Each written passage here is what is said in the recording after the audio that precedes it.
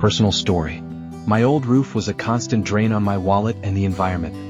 Watch as I share my journey from a leaky, inefficient roof to a sustainable design that's both beautiful and energy efficient. Personal story.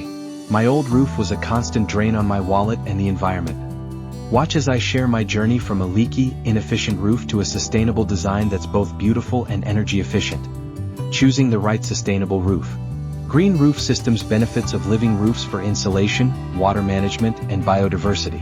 Recycled and upcycled materials. Options like recycled plastic tiles, metal roofing, and salvaged wood. Solar roof integration.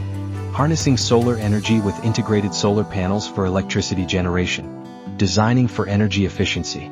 Insulation. Using high-performance insulation materials to reduce heat loss in the winter and heat gain in the summer. Ventilation. Creating a well-ventilated roof space to prevent moisture buildup and improve energy efficiency. Reflecting surfaces. Utilizing light-colored roofing materials to reduce heat absorption and minimize the urban heat island effect. Water harvesting and management. Rainwater collection. Installing rain barrels and cisterns to collect and store rainwater for irrigation and other uses.